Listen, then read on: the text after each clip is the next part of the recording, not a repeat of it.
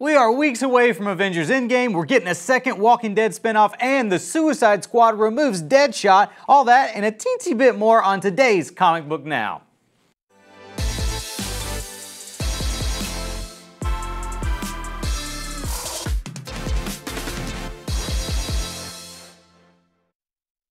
Teensy bit more. Just a teensy What's bit. going on, guys? I'm Chris Killian, and with me is Brandon B.D. Davis. Look at that. Why are we swapped right now? Why are we? You're the better looking one. This is true. I had to put you over in the good looking chair. That's true. He's know? been in Vegas. He was eating a lot of carbs this week. He was like, I'm a little bloated. You host the show. I was consuming some Avengers Endgame. Yeah. That's what I was doing. Don't lie to the people. Some more than you. All right. Well, that's all cool and dandy. What all have you been up to lately? Went out to CinemaCon. We talked to the Russo brothers at CinemaCon, which was really cool. We talked to the cast of Sonic, the cast of Terminator. Saw a whole bunch of Terminator Dark Fate footage, which looked amazing. That news made me really jealous. Terminator Dark Fate looks really, really good. Yeah. And Linda Hamilton drops a grenade and says, "I'll be back." I don't know if you know this about me, but Terminator 2 is my all-time favorite action movie. I had no idea. You like 80s, 90s movies? What? Since when? Weird. All right, let's get on with the news. First things first, at CinemaCon last week, DC unveiled a brand new teaser trailer for Joker that gave us our first solid look at Joaquin Phoenix as the clown prince of crime. But more importantly, it really showcased the tone they're going for, paying a lot of homage to Martin Scorsese classics like Taxi Driver and The King of Comedy. We saw a lot of footage of Joaquin and tidy whities showing off his drastic weight loss, contorting his body in really strange ways.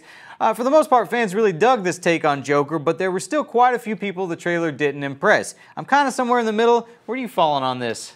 I think this trailer's great. I think we had a conversation recently on the show about how we were talking about Shazam, and I said I think Shazam is just one of the best DC Comics movies. We talked before the show. You disagree with me, but no, well, I didn't know. No, I didn't say that I disagree. Well, I think that Shazam is one of the best DC Comics movies ever. Right. And it certainly puts it in that conversation with the ultimate comic book movie, ultimate DC comic book movie, which is The Dark Knight. And I said that the only way that any comic book movie is going to be able to compete with The Dark Knight in terms of being the best ever is by transcending the comic book movie genre. Right. Movies like Shazam are very much comic book. They're superhero. Yeah. They're cartoonish at times.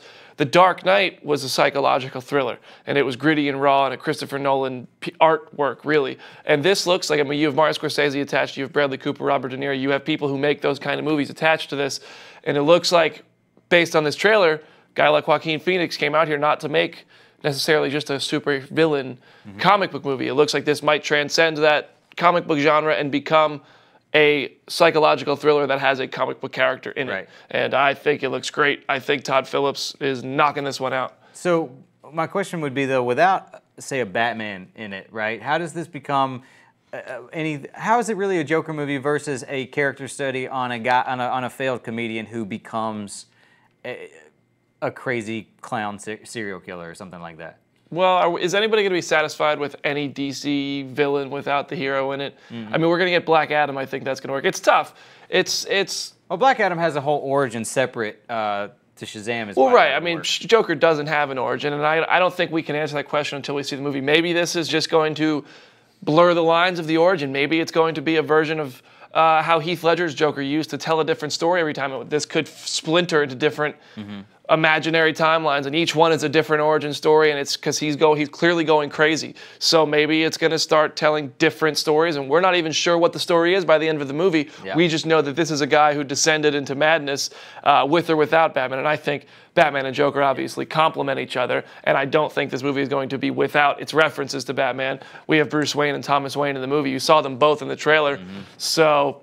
Meaning that Joker's going to be like 60 when Batman comes around. Maybe he won't age or something. I don't know.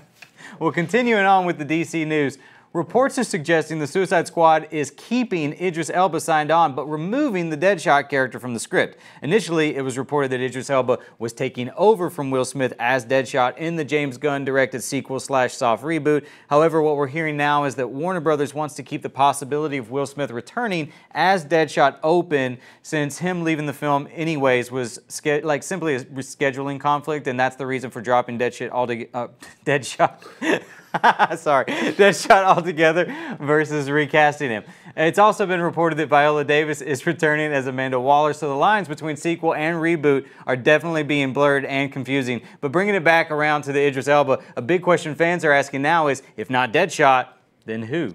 I mean, the obvious answer that is Bronze Tiger. That's what everybody wants to see. That's what I'm thinking as well. You know, but that makes sense. It's a character people could get behind. Idris Elba's a good actor. He could bring a lot to it. Do you think he has an English accent in the movie? I hope so. I hope so. I mean, he just sounds so good with an English accent anyway. Yeah. I don't know that he should ever not have an English accent. But I hope to see Will Smith come back as Deadshot. I thought he was great. I thought he was one of the few good parts of Suicide Squad.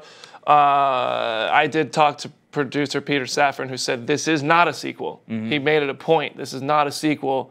It's called The Suicide Squad, and it's not, I don't really know what that means, because you have some characters who are the same. Right. That's why I say I think it is confusing, and people are going to walk in and think it's a sequel regardless of however many times he wants to say that in an interview. Fans are still going to walk into the movie theater and think this is a sequel. This is Jai Courtney as Captain Boomerang, Amanda Waller as Viola Davis. I saw them Harley Quinn. However many years ago. Maybe Harley Quinn's there.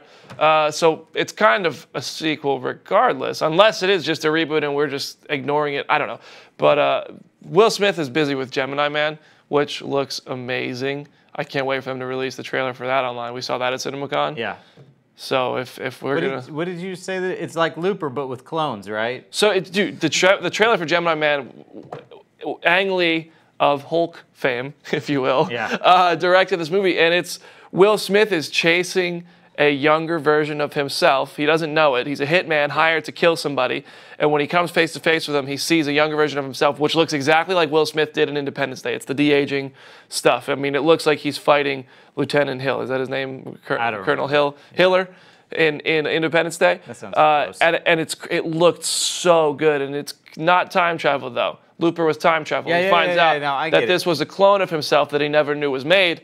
So, you know, is the big twist that he finds out he's a clone too? Maybe. I don't know. Looked great. Oh, no. I want to see him as Deadshot, though. Sorry, I went off on a tangent. I'm about to go off on a tangent, too. I don't want to do that. Tangent us, Chris. Oh, no, I don't want to do that. I love tangents. Oh, I was going to bring it back to Looper, which I don't think anybody would care about, but I just... That really good nose piece. How do you think Bruce Willis would have done if they could have just de-aged him and we could have just got Joseph Gordon-Levitt out of there?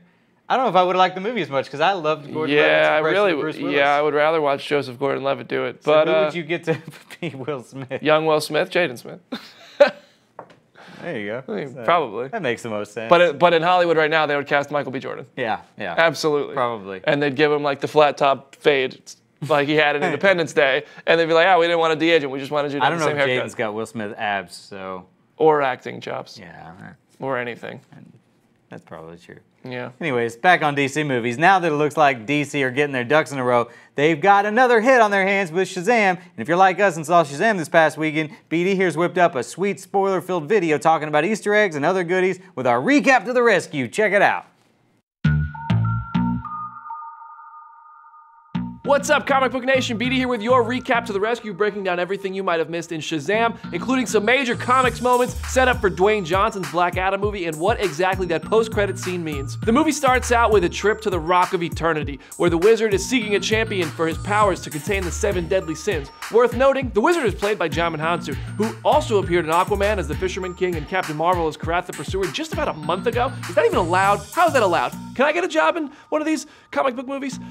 Anyways, Thaddeus Savannah was tempted by the sins, so he doesn't get any powers from the Wizard. When they escape, the Wizard has no choice but to bestow the powers upon Billy Batson, an orphan living in Philadelphia. Billy is first seen robbing a pawn shop that has nods to Shazam director David F. Sandberg's previous film, Annabelle, in the form of a creepy Annabelle doll being on the shelf in that pawn shop. Later, when Billy gets the powers of Shazam, superhero fanatic Freddie Freeman is the obvious choice to coach his powers. And Batman's my favorite person on the planet. Even though Shazam is entirely standalone, it's still connected to the larger DC movie world. There are references to Batman like a Batarang, Superman by the bullet in Freddy's drawer, Man of Steel's events on the newspapers, and Aquaman on Freddy's t-shirt. We even see a stuffed Flash on a shelf in the toy store. So, although this is connected to the DCEU, the future of DC films will be more isolated efforts than in the past. I mean, I think that is the goal. It is giving heroes their time to shine and not feeling like you have to shoehorn in some, universal connection amongst them all. Long story short, Billy embraces his powers as Shazam and has to fight the villainous Dr. Savannah, who likes to throw his siblings out of windows, because that's a thing.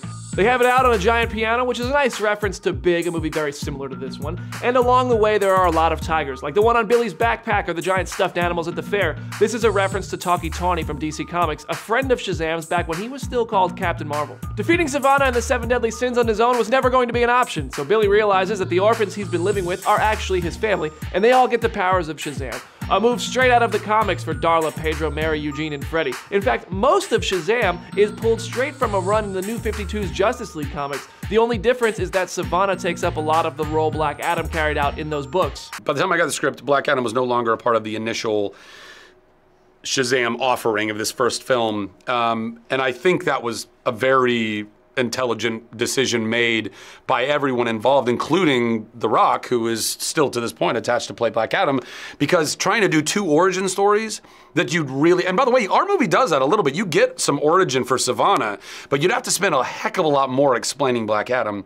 The plan is to have The Rock play Black Adam in his own movie before he comes face to face with Zachary Levi's Shazam, but that doesn't mean his character wasn't in this movie already. Early on, the wizard at the Rock of Eternity explained the 7 deadly sins to Billy using some glowy lights to show him what happened to ancient Egypt. That holographic figure he created in that history lesson, the one that unleashed the sins and destroyed Egypt, that's Black Adam. So he definitely exists in this world and will probably be coming soon. Listen, we don't know, but I've got to believe that there's going to be a standalone Black Adam movie before there's ever a movie with Shazam and Black Adam sharing the screen. So besides Black Adam and Sivana, everyone in Shazam lives happily ever after, including the foster dad played by Cooper Andrews, who the Walking Dead fans in the audience were like, Jerry! There is a tease for the Shazam sequel, which David F. Sandberg will be back to direct. In the post-credit scene, we get a look at Mr. Mind, this talking caterpillar from the comics.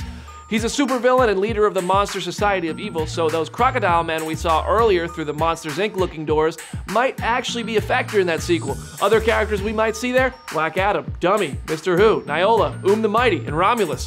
What Easter eggs and references did you catch in Shazam? What do you want to see in the sequel? Leave your thoughts in the comment section or send them my way on social media at Brandon Davis PD. And stay tuned to ComicBook.com/DC for more intel.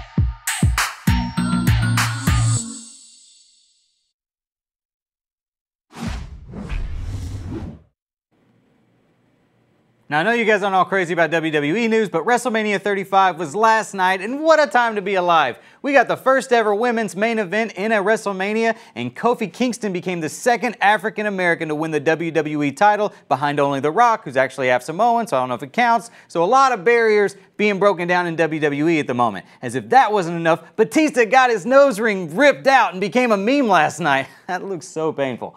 Also, this is my favorite meme made from when Batista tripped getting into the ring. Poor Batista. First, he can't even take down Thanos. Now he can't take down Triple H. Let's discuss. That's some high quality memeing right there. That is great. The nose ring thing was a bit weird for me. I was like, wait, why are you guys doing this? Yeah, look at that. Look, what is that face too? It looks like. In what situation do you make that face? You know, a lot of jokes are coming to my head right now, but a lot of them that I can't say. Yeah. So yeah, I'm not going to touch on it. If you got one, throw it out there. No. We're both the worst. I was flying back from the Avengers, so I didn't see most of Mania. I unfortunately missed the Kofi match, which I hear is just awesome. Yeah. I saw the beginning of the women's match, which was really entertaining. And then I saw the Kurt Angle match, and I was just like, really?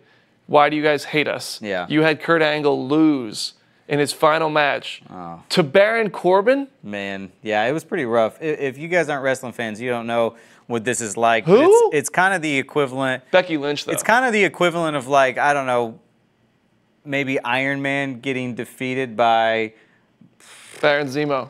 Yeah. Yeah. Without a costume. Yeah, it was dumb. Yeah.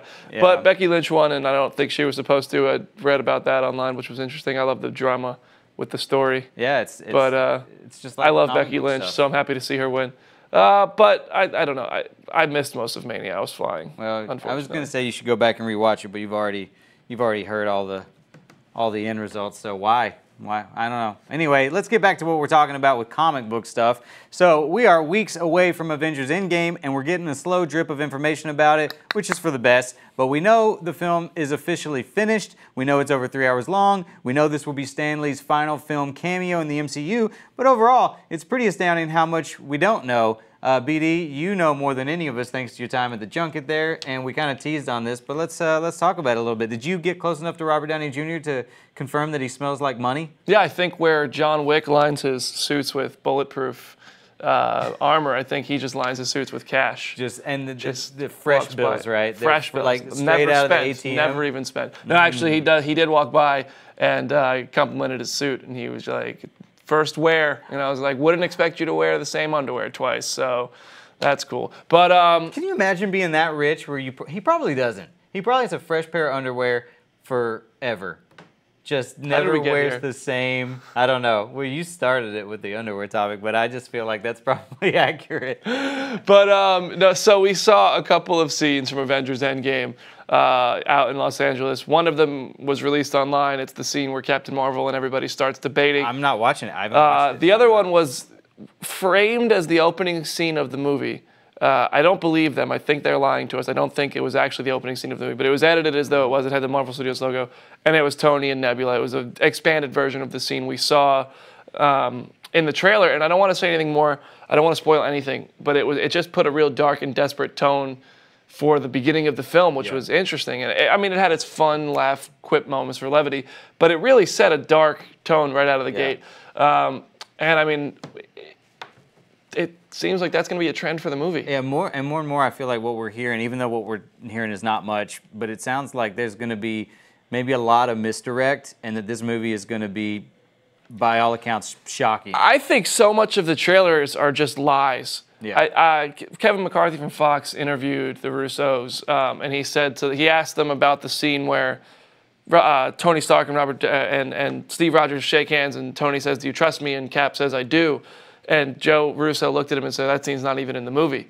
And then when the camera stopped rolling, Kevin told me that Joe said, "Oh, so you're surprised that's not in the movie?" And Kevin's like, "Yeah, I'm pretty shocked. That was a good moment from the trailers." And Joe Russo said, "Well, maybe it is."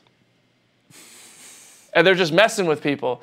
We did an interview at CinemaCon, and before the camera started rolling, I said to Joe Russo, told me none of the actors have seen the movie. And I said, well, you got guys like Mark Ruffalo and Tom Holland who will start spoiling everything. And the camera wasn't rolling. And they're this committed to playing with us, where Joe said, well, we have Mark. Yeah. And he's saying, oh, we don't have Tom Holland, we only have Mark Ruffalo. And I'm like, you're that committed. The camera's not even rolling, Joe. All right, you can talk to me about who's in your movie. We know Tom Holland is going to be in this movie at some point. Let's face it, right? So did you just say that you have an interview with the Russo brothers? Yeah, we did talk to the Russo brothers. That is weird. Do we have that ready? Do we have this? So you actually got a chance to talk to the Russo brothers?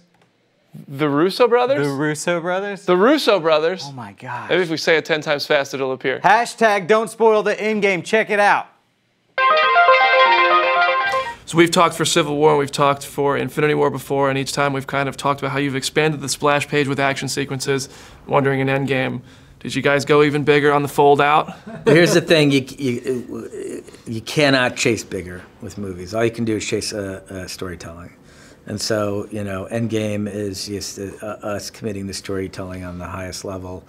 And, you know, we poured our heart and soul into this one, and, you know, we'll see how audiences respond to it. I can't wait to see it. I have one quick question. I saw people talking about this on Twitter. Why do you think they're called Infinity Stones and not Infinity Gems in the movie? I don't know. I think it's just a vernacular thing. It's I think that refers to them as the stones first. Who brings up it's a good question. I have to think about how. I can't remember the exact They're moment where you made elemental that stones choice. is what they are. Yeah. There's one theory, I don't know if you guys have heard about this. I think you have, based on your Instagram profile picture. Ant-Man shrinks down and kills Thanos from the inside. He does. Wait, what does he do to him? Was that at least one of the 14 million visions that Doctor Strange had? Did they try that, do you think? Listen, there's the thing. Thanos is incredibly strong. I don't know. His skin is almost impervious. The question would be, what would happen to Ant-Man if he did that? Would it work or would it not work? If it didn't work, it would be really bad. I don't know if even Doctor Strange may not have gotten to that version. When we talked before Infinity War, I asked you which characters you were most excited for. It was Star-Lord and Thor is what you told me. Interestingly enough, they seem to have made the two biggest mistakes. But can you say which characters you're most excited for? Unfortunately, We cannot. Because you would have been revealing who's going to screw up That's this time. One of my favorite things, I'm a big Iron Man fan. And I think since you guys have taken over the Iron Man character through 3 films now, or 2 that I've seen, his arc has seemed to really center around his family. So I'm curious, just your perspective on what you're doing with Iron Man's journey going into Endgame and what we can maybe expect from his character. Well, all heroes are made complicated by the circumstances in their life, right? Like Captain America and Winter Soldier in the Civil War is, the essential nature of his conflict is, he was created by his country, and what happens when he stops trusting his country. And he's gone from a patriot to an insurgent. That's as full of an arc as you could possibly give a character. Tony is essentially an egoist. And what is the essential conflict for an egoist? Is it about what the egoist wants, or is it about subjugating the ego to what others may want from them? And family is really the most essential way to get to that conflict with Tony. Yeah, I mean, I think we're always looking for the most epic journey we can take the characters on, and often that means, whether it's Cap or Tony, taking them as far away from where they started as possible. I love it. Now, another character we're obviously looking forward to seeing interact with everybody is Captain Marvel. We've seen her movie now, finally, so I'm curious if you can just kind of at all describe your version of her as she might compare to the previous version we just saw. I mean, it's been over 20 years for her. Yeah, I mean, we can't get any of the specific details on that, Yeah. I will say that I think, we shot her scenes prior to that movie actually shooting, so. Right. Which was the same situation we had when we introduced Black Panther in Civil War or Spider-Man in Civil War. Yeah. This one comes from Twitter. This is a follower of mine called Brandon Moore. He wants to know, and I think this is a good question, did you have any challenges fitting anything? Like, what were some of the biggest challenges of fitting everything into just 3 hours? How did you guys make sure you told a full story in a time that people can go to the movies and watch it? Yeah, I mean, that was very much worked out on the script level with Marcus and McFeely. Okay. We spent a long time with them exploring all the possibilities and honing down on what the essential storytelling was. So that's such a complex question. You can't really be dealing with that once you get to production. That's definitely a script issue. Yeah, focus and discipline is what it comes down to. We like to keep the stories propulsive, so it was painful for us to come in at 3 hours, but we just couldn't get the story down from that. Did you ever consider the intermission rumors? Was that ever true? Was that ever considered? We joked about. We would joke about that. Yeah, we all the discussed time. it in jest. We may have even we love put our own intermission into it for when we would screen it and give ourselves 5 minutes to go to the bathroom. So we're telling everybody to prep as if like they're going into surgery. Don't have any water or anything to drink post midnight the day before you see the film, and you'll be fine. Obviously, there is a lot of chatter, a lot of different things like that intermission, for example, but also the theories online.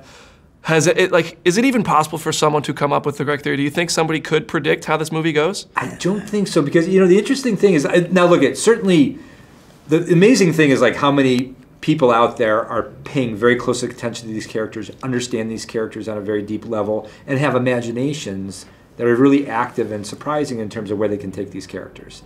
That's all amazing, and sometimes stuff is wildly, like, look, we spend months and months and months thinking about all the possibilities, and so there are a lot of ideas that we run down that are nothing like what the movie ends up being. So it's just part of the process. There's so many different places you can go with a narrative that sometimes some of them get somewhat close, but nothing is ever exactly what the movie is, just because there's a level of detail in the movie that goes way beyond, most theories you read online, you can read, they like take 3 or 4 sentences to convey. Right. The movie is a very dense document. Can you say which, maybe like even just 3 movies would probably be the most beneficial for people to rewatch before? 3? 3, I think 2 is probably Civil War and Infinity War without question, right? Because I think the events of Civil War directly affected Infinity War, and we would argue that the reason that they lost to Thanos is because of Civil War. And then clearly that carries over to Endgame. If you're going to add one more in there, I'd probably say Winter Soldier, only in that those are the 4 movies we directed, and they're all thematically connected to one another. Sure. And just from our point of view, is in the storytelling, that's sort of the thread we're working with. That makes sense. Now I have another question about the characters in this film. One character people want to see is Stan Lee. I understand he shot many cameos before his passing. I'm curious, how did you guys approach that, and like, did you guys get to? This was his final cameo that was committed to film. So, and you know, it was always. I mean, again, I grew up as a Marvel fanatic and watching the Spider-Man cartoon show as a kid with his voice in it, and you know, and I think anything that affects you as a child really affects you as an adult. It sticks with you. So when he would come on set and we'd hear his voice, it's sort of Pavlovian in a way where, you know, you just become a child again. And the whole crew would be like that. I mean, people were always, you know, all these movie stars on set every day, and then Stan would show up, and it was just like people were kids all over again. Yeah, and then my last question for you, with the deal that has just gotten accomplished, I know you said you have interest in Wolverine, not something you're working on. Would it have been logistically possible, after the Fox and Disney deal was done, to shoot something for this movie with those characters? It would not have been. That deal didn't actually officially close until like a week and a half ago, so it would not have been logistically possible. Don't rush it. Yeah. We'll get there. Yeah, exactly. We'll get there. We'll get to Secret Wars one day. I can't wait.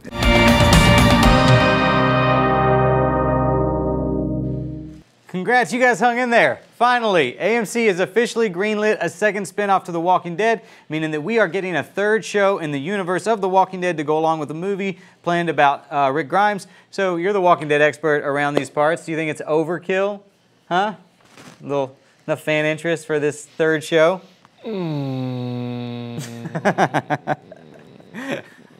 You should explain how they can make this work.